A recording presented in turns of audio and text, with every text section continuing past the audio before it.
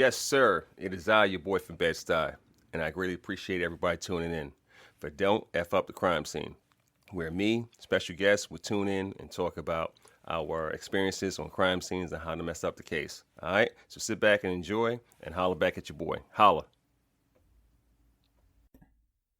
And what's up, guys? It is I, your boy from Bed-Stuy, and we coming again, episode 60 for Don't Fuck Up the Crime Scene, season 3, and have a great instructor for y'all today. He's one of the homie homes, one I call a friend and a colleague because he's been doing this a long time, and I respect his game. This is real talk, and you know how I am about some instructors. All right, if you're not really good, I don't fuck with you. All right, so let's talk. To you, this will be a quick read real quick. We're going to go through my sponsor for today. Sponsor is going to be Metric One. Metric One, that's Marcus Kellum. Metric One online at gmail.com. If you need any regulatory code enforcement, any type of classes as far as code enforcement, this is the person. Metric1online.org. Metric1online.org. He is the bomb. Okay.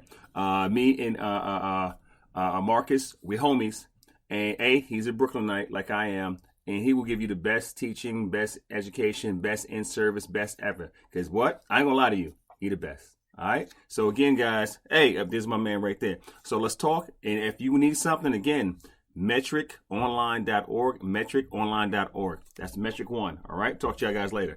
Let me read him in real quick. Our special guest today. All right, and I see all the awards and everything, and behind him and everything, he's chilling. Well, flattery's going to get you nowhere, brother. Oh yeah. You hear him talking. Right? Okay. And JT Taylor, good homie.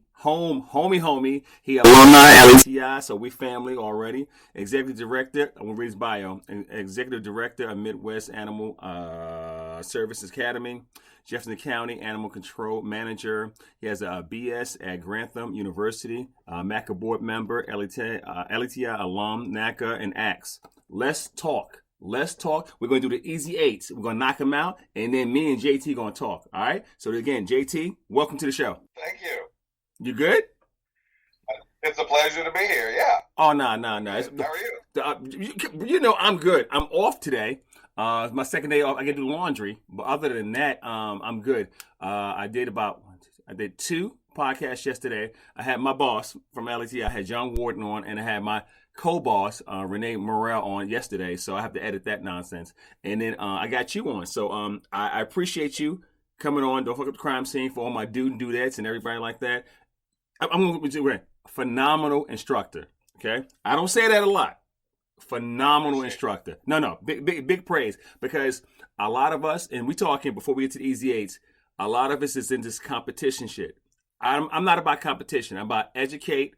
You know me, educate, investigate, and eliminate the problems. I think you're one of the best educators out there, because you go out there, you put hands on, and you actually do the damn thing. Is that right? That is correct. Yes. All right. Yeah. Let's get into the first question real quick. What's the best thing you like about? What's the best thing you like about your job? Well, the best thing I like about my job right now is, educating the next generation of animal control officers. Really, I get classes, especially more and more. I was just in Georgia with 16 students in Georgia, and the guy who'd been on the job the longest had been on the job 3 years. Yeah.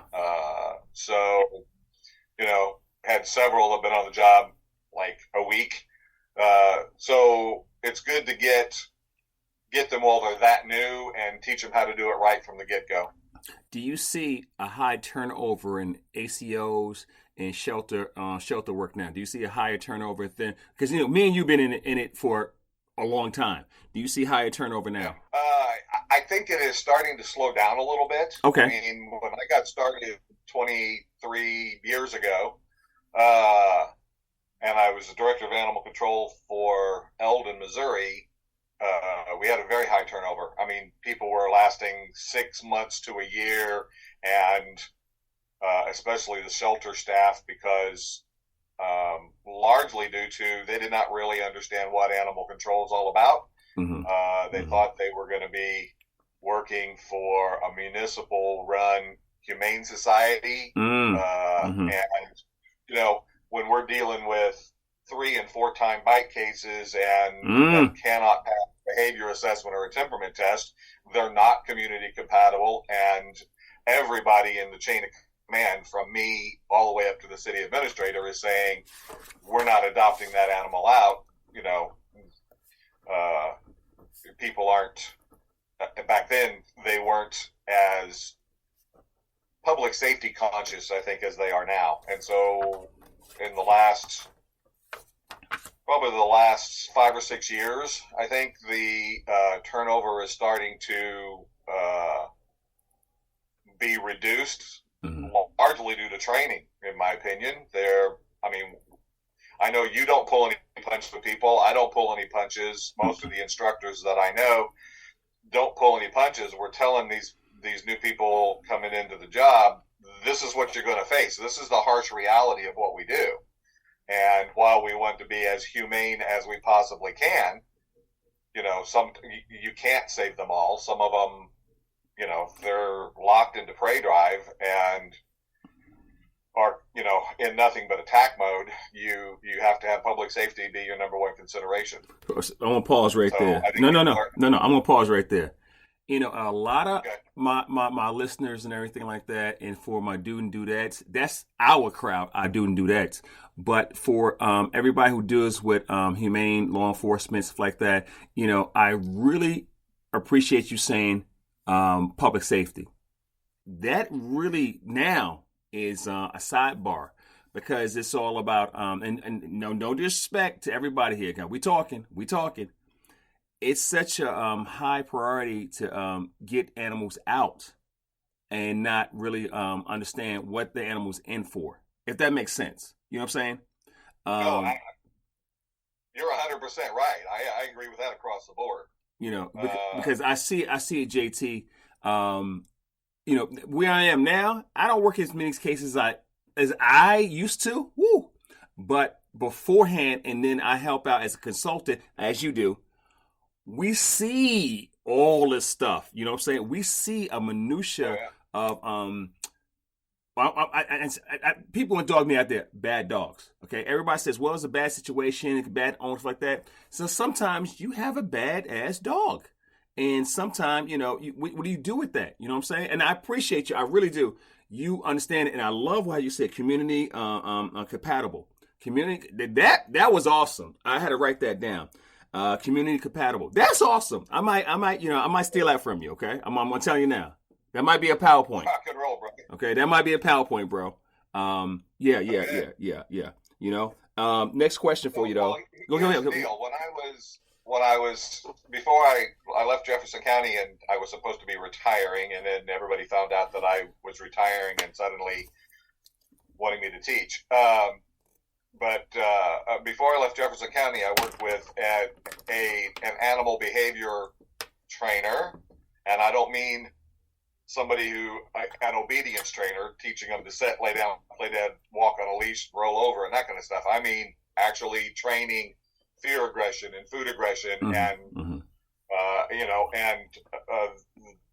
those types of bad behaviors. He would work with them for sometimes months at a time to make the dog community compatible. And there were times when he would come in and he would do an assessment himself and say, look, I could maybe teach this dog to be safe with its owner, but I cannot make it safe with the rest of the community. It's slipping in and out of prey drive so fast that some kid riding by on a bicycle is not going to be safe.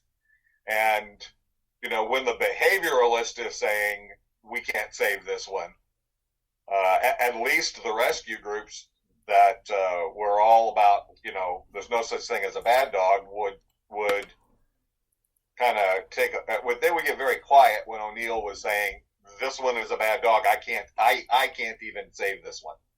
When I got started, it was all about public safety. Right. For municipal animal control, cities and counties. Right. Humane societies were still, even back then, were all about the animal welfare, and there's nothing wrong with that. Right. From municipal animal control. If you're tax funded, you're accountable to the taxpayers. And while the attitude due to societal changes in the last 2 decades have had a huge impact, and you're seeing more municipalities now trying to do as much humane or animal welfare as they can with the budget dollars they've got. And you're seeing some agencies, more and more agencies, actually putting a greater emphasis on trying to save them and get as many of them out as can be gotten out, not just, if they're still here at the end of their holding period, they get euthanized because we're not spending budget dollars on them.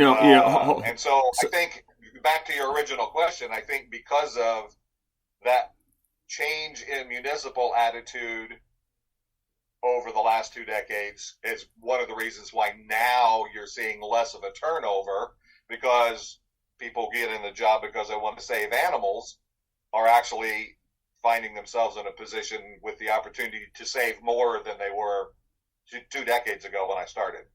We're gonna bring that back up next time I have you on. Community capability, bro. No. That, bro. Hands down. All right, well, let's shoot through a few more, but let's go back to that later, and that's gonna be another PowerPoint. I appreciate you, bro. You said I could have it, so I'm writing it down. I have check mark. And JT. Okay, I stole it from somebody else anyway. Oh yeah. So. Wait. As we said before, sharing is caring, and if you ain't cheating, you ain't trying. I learned that in SEC football down here because I was in the South for about 26 years, so you understand.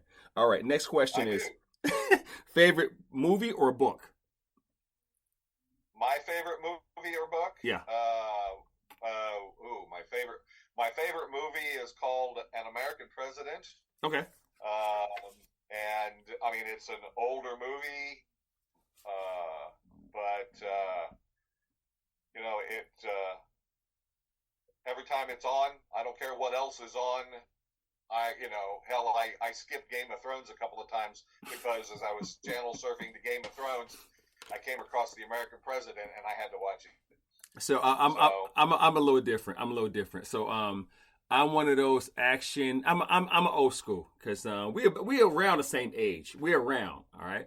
But if I see, I don't think so. Yeah. I'm Jurassic, man. I'm 55, man. I'm like okay. Jurassic, man. I got dust on my knuckles. I breathe out powder. You know what I'm saying? I'm old, man. Don't act like you don't know, man. But you're desiccating. Okay, I'll go along with that. But if I see Predator, the first one with Arnold, the first one from 1986, if I see that on, all I can think is get to the chopper. That's all I can do, dude. I'm locked in, even though I know every line, every scene. In the ending, I'm like this. He's like this. Go back, get back. Go to the chopper. I'm like in it, bro. I'm like this. Yeah. You know what I'm saying? I go totally Arnold. Okay. I'm back. Okay. Next one. Your most interesting case to date when you was ACOing or in managing. Interesting case.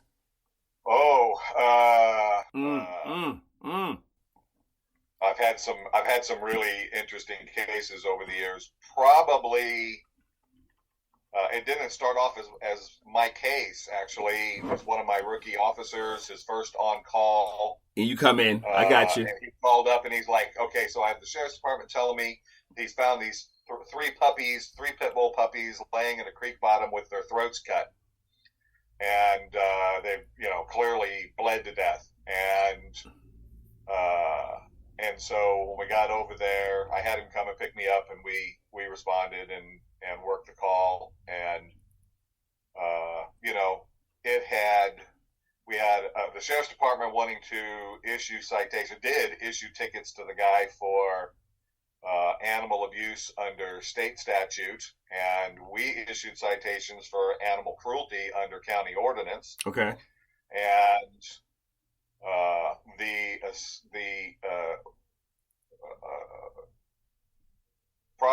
the county prosecutor happened to have a conversation with he had taken his dog to the vet, and he said, so is it legal or to slit the throat and let an animal bleed to death? Is that considered humane euthanasia? And Okay. without asking any further questions, the vet said, well, yeah, it's in the AVMA panel on euthanasia examination. Yeah, they do it all the time. But not knowing, to Dr. Stewart's defense, he didn't know that the prosecutor was asking about puppies. And otherwise, I'm sure when I talked to Dr. Stewart later, he said, well, if I'd have known it was puppies, it clearly says not for companion animals. I like that. Hold on. But anyway, keep going right there. The prosecutor didn't prosecute, and the municipal court prosecutor did, and we got the guy, but it was jumping through some hoops, having to go in and graphically describe multiple incisions and where failed attempts to cut the throat. And okay, stop right there. I love how you describe how it was done. Now, the thing is, what I hear all the time, animals are property, right? And then I hear you can do what you want with your animal as long as you don't cause pain and suffering, what have you. Now, I love that you brought up the several times to cut is like that. It wasn't a clipped throat like most livestock animals. It's not an act of husbandry. Go ahead. Continue. My bad. Oh, no. And you're right. Animals are still considered property in Missouri as well. And our definition of humane euthanasia in state law says that the animal, and yes, owners do have the right to destroy their own property in a humane manner. And the definition of humane manner under state law is any manner prescribed by the AVMA panel on euthanasia. And so, hence, the prosecutor asking the vet, is exsanguination an acceptable form? Yes, it is. And so they didn't prosecute. But I went to our municipal court prosecutor and said, look, yes, exsanguination is acceptable under the AVMA for livestock. But it specifically says right here in great big letters. Right. Not for companion animals, and it has to be a single stroke that transects the carotid, the jugular, all the ligaments and tendons in the throat and the esophagus in one stroke. Right. And this clearly didn't happen. Right. And so we had the physical evidence. Probably the reason that I would say this is one of my, I don't know, it's a bad choice of word, but favorite cases is because of all of the things that came into play. We had the physical evidence. We had to go back and explain the AVMA panel to the judge and jury. And then, but the guy fled the jurisdiction.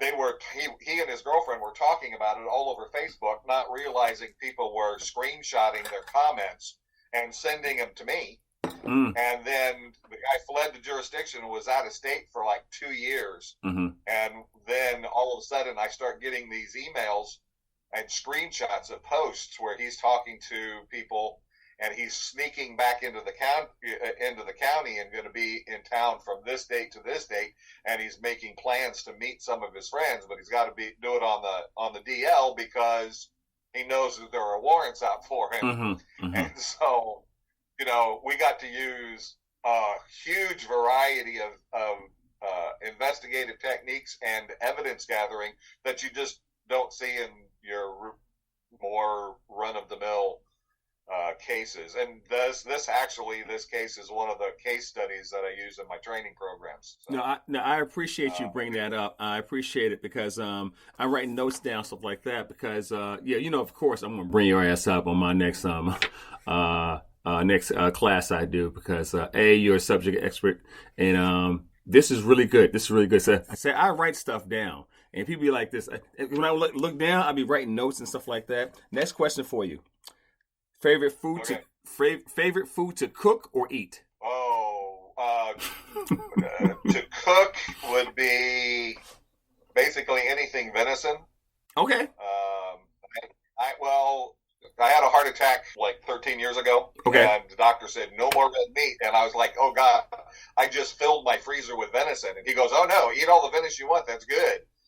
That's the red meat that's actually healthy. It's so lean, blah, blah, blah. So I have become something of a master chef in preparing venison in different ways. But that's not my favorite to eat. That's Okay. my favorite to cook. Okay. My favorite to eat is sushi. Hey, yeah, sushi across the board. So you and Mark come. I'm trying to get Mark on. I spoke to Mark the other day. You know, Mark is Mark and Jim Clemens. You know, they introduced me. Okay, so Jim. You know, Jim crazy. Jim introduced me to sushi a long time ago. I was like, that shit ain't dead, bro. It's still moving. You know. He's like, be a man. Because you know how Jim is. Be a man. You know, like Jim just picks stuff up. You know, I'm like, the fuck is this? This is not, you know, like, what's that, Tool Time with Tim? I mean, Jim is a man's man. You know, he works out there, you know, in Oregon, stuff like that. And I was like, it's still alive, bro. It's hopping from your plate to my plate. It ain't dead, bro. He's like, put some, he's like, I mean, you should, he's like, come on, man. Don't whistle on me. I'm like, so I'm eating live shit that's moving. Jim, JT, I was like, the fuck? But I love me some sushi. I got Can I make it a point? Anytime we get a chance to be at the same place at the same time for training, okay. We make it a point of grabbing sushi somewhere. So okay. And I told him, I talked to him yesterday, and I told him yesterday in July I'm taking a cruise with my kids. We're going on a Caribbean cruise, and I signed up to take a sushi class. There's 2 days that we'll be taking sushi classes, and then we learn how to fix it, then we fix it, and the sushi bar lunch on those 2 days, all of the students will be the sushi chefs for the lunch for the sushi. And so Mark is incredibly jealous, first of all, and insisting that I come back from that cruise and, you know, we have a sushi feast. So if you're here for MACA and he's here for the MACA annual this year, let's do it. Yeah, because we can get together and have a big sushi bash. Yeah, I already spoke to Mark Allen. I'm already lined up. So my thing is we're gonna be in Springfield this year, right? Yeah. Yeah. So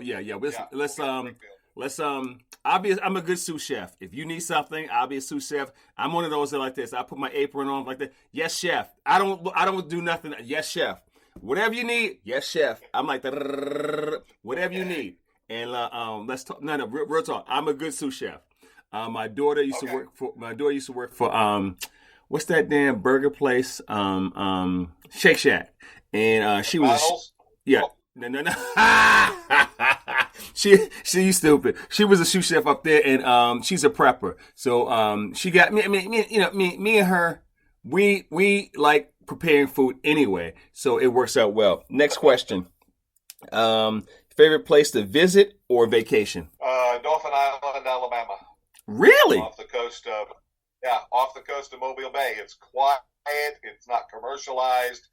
You know, we get up in the morning, walk out the back door. We rent a house for a week and walk down the back steps, throw our towels out on the beach and lay there. And it's also dog friendly, so we can take Lindy with us, and she can be off leash for short periods of time. So, and she has learned.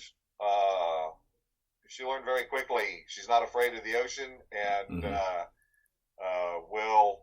one of us will get out waist deep in the water, and she'll jump right in and swim out to us. And once she gets out there, she's not so much on treading water, but it's like, I'm here, Dad, pick me up. I don't swimming all day. So, you know, I did an in-service, me and my Dustin. We went out to ACA. You know ACA. So, because I know you go down there and do chemical capture and stuff like that. So I did the in-service for them for their academy in Orange Beach. It's my first time down in Orange Beach. And I didn't know how serious developed it was. You know what I'm saying? When people say Alabama, they think, you know, inbred people with no teeth, you know? And cause we talking, bro. We talking. And it was something I didn't understand. I flew into Pensacola. And then I had picked up, Leslie picked me up, and we drove down. I'm seeing all these condos and these big high rises and everything. And I'm like, this is Alabama. You know what I'm saying? I'm like, this is Alabama, and I'm like, real talk, great time. People were good. ACA board was good. Everything was good. Class was good because when my in service, a little intense. So it doesn't make a difference if me or Dustin. We come in there, we tag team here and there. Dustin Dutton, one of my instructors, very good instructor. He's Alabama, so he's up there, way up there, North Alabama. But he knows Alabama law. So anytime I have to, I say, you teach it. You know what I'm saying? Because my thing like this. I know Georgia law because I was there 26 years. I know it verbatim. Other than that, I don't know too many laws. So I have to, I need a cliff note, when I go somewhere. But if I have somebody who's there already, I'm like, hey, can I borrow you for a second so you can explain the law so I don't have to do it? You know what I'm saying? Because sometimes, JT, I just don't know the law. You know what I'm saying? Yeah, I run into that. I'll give you a tip. If you got to go someplace and you want to bone up on their state laws, go to the Animal League Defense Fund website. You can put in a state and print out basically a Cliff Notes version of all of the state laws. Yeah. It's very beneficial. Like I said, I was in Georgia last week. I was in Georgia in LaGrange. Yeah. My boy Chris Bussey. Yeah. So I had students from Indiana, Tennessee, Alabama, Georgia, obviously, and I'm missing one. Anyway, I can't remember what the fifth state was, but trying to incorporate, trying to learn 5 different state laws. I discovered the Area League Defense Fund has the Cliff Notes versions for every state, and so it's just so much easier to print them out. John Mays, I was down there teaching for Animal Care and Control Academy, and he had told everybody to bring their statutes with them, and most of them actually had gotten that email and had a copy with them, and so we were able to just boom, boom, boom, boom, boom, and get right through it. But if I had to stop and pull everything up off of the state websites and try to learn all the laws like that, it would have been a nightmare. By the way, how Johnny doing, man? Oh, he's doing good. He's retiring. I know. I haven't seen Johnny in probably 6 or 7 years. Last time I seen him, woo, Lord, it might have been Florida. I seen him. I don't know last time I seen Johnny. Next question. I saw him Tuesday night. We had a quick dinner Tuesday night after I got back from Georgia. Is he good? He's good. He's still good. He's good. He's looks good, feels good. But he's like, I've been teaching for 35 years. Yeah. Traveling nonstop for 35 years. Yeah. And it's time. No. So, and we'll discuss that off camera about that later on when I see you. But Johnny's a good guy. Let's do a shout out. He's one of my mentors since I started. You know what I'm saying? So let's do a shout out. Okay. So who do you work for now exactly? And go ahead and promote what you want to promote before I get to my next question. Go ahead. Or you. Oh, well, I'm the executive director. The executive director of Midwest Animal Services Academy. We do training programs in Missouri and the states that border Missouri. So we're regional instead of national. And we do consultation services. We do interim director services and things like that. And then I'm also contracted as an instructor and curriculum developer for Animal Control and Care Academy, which is John Mays' company. And a lot of people think we don't get along. This is a myth. There was one tree. There was one training tree, but everybody has branches. You know how it is in Mizzou, sure. LETI, ACE. Everybody has a tree. I think a lot of us get in this competition thing, and it's all about educating our officers to make sure they do the best thing they can do. You know what I'm saying? And like I see you as a colleague and not a competitor. And I try to have, and like I you've been knowing me forever. I'm like, bruh, we family. Let's pop and keep it moving. Because a lot of people like this. Well, why do you go this way and go to that? Listen, everybody has their niche. Everybody has their little groove. I'm like this. We do investigations at LETI. You do more animal control, and you do some investigations. But my thing is, y'all do stuff we don't do. Yeah, I mean, you do stuff I don't do. You qualify people and so many other things that, and I say, hey, go to JT. If they have some equine, I say, go to Code 3. I mean, I just tell them. Now, don't get me wrong. We have our experts in equine and everything, but Code 3 has a dude. They have a dude ranch, and they go up there for a week. You know what I'm saying? So my thing, you know. Yeah, it's hard to top that type of training. So, and no disrespect, it is what it is. So my thing is, if you're really good at something, I'm like this. Hey, Dr. Robinson, she trained me. Okay, I mean, you know, like, and we've been trained by the same people. You know what I'm saying? So the thing is, I'm like, you know, and a few people I held in high esteem because they've been my mentor, Merck, and the rest of them like that. All right, next question before we go. Are you a dog or cat person, and why? I'm definitely a dog person. I'm not anti-cat, although I jokingly say cats are the spawn of Satan. But that's only because after I got into animal control, I found out that I was violently allergic to cats. So my whole career, I was popping pills to go to work every morning. So my eyes didn't swell shut, and I didn't go into anaphylactic shock. Okay. So I'm a dog person, and I'm a dog person. I will tolerate the cat. I have 2 cats now. Last question, and we got 5 minutes. So use 4 if you want. Since the name of the show is "Don't Fuck Up the Crime Scene," have you ever messed up a crime scene, not on purpose, by accident? And expound. Actually, I did. Because we did when I was called to assist the sheriff's department. Mm-hmm. They didn't have animal control in the county, and this was years ago when I first got started. And we got out there. I mean, I got out there, and there were several deputies on the scene, and I parked on the side of the road down the block from the house, well back from everybody else, and I got out of the truck, and I was walking down the ditch before I climbed up onto the roadway, and I was almost back. I mean, I was almost to the house when I looked down and realized I was walking in blood splatter, and I turned around and followed it, and moved to the middle of the road, followed it back to my vehicle, and I found a trail of blood drops. And so the guy had been killing neighborhood feral cats. The little old lady next door was feeding them. He didn't like cats. He was hitting them with a sledgehammer while working on his demolition derby car.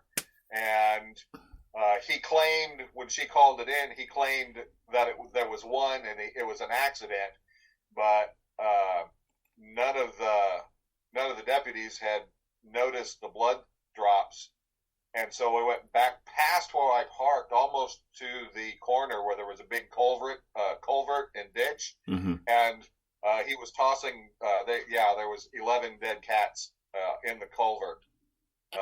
And so it was. Of course, he had an attorney, and his attorney was saying, "Well, you can't prove that he put them there," and complicated by the fact that I had walked all over the blood.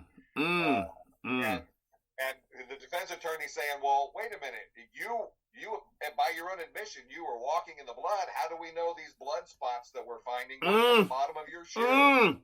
Love it. So, I mean, they still got him, but there was enough other. You know, if he doesn't like cats and doesn't own cats, why is there dry cat kibble? A small pile of kibble under the demolition derby car. You know, they tried to say, "Well, I was told cat food was good for absorbing oil." No, that's cat litter. Not cat food. And so it was kind of a thing. But yeah, fortunately, that's the only animal control crime scene that I ever messed up. I did screw up a human homicide scene. I think it was probably my first one, and it was pretty graphic when I was a cop, and I tossed my cookies at the scene. Listen. it falls under the category of compromising the scene. So a little bit. It's just a little. a little bit, yeah. JT, I appreciate you. I could just as easily deny that ever happened. So I think I should get extra credit points for admitting. Listen. Anybody who comes on the show, and don't get me wrong, and I always ask that question in between or last like that, depending on how much time we have. But I know I appreciate you being honest because it helps the next investigator. You know what I'm saying? And Sure. you know, and the thing is, like for all my dude and dudettes, again, this is JT Taylor.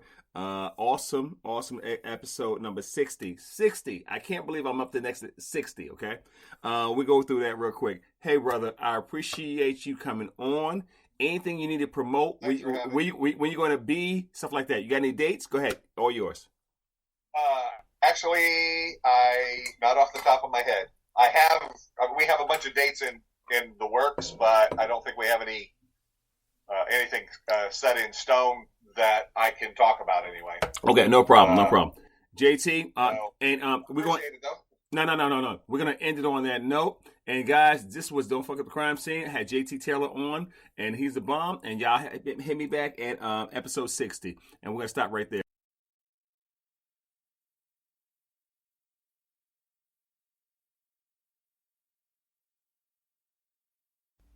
And that's a wrap. Greatly appreciate everybody tuning in. It was a pleasure. You know, I always have fun talking my stories and all that good stuff. So again, tune in to dfutcs.com. Don't F up the crime scene. Holla back at you guys later.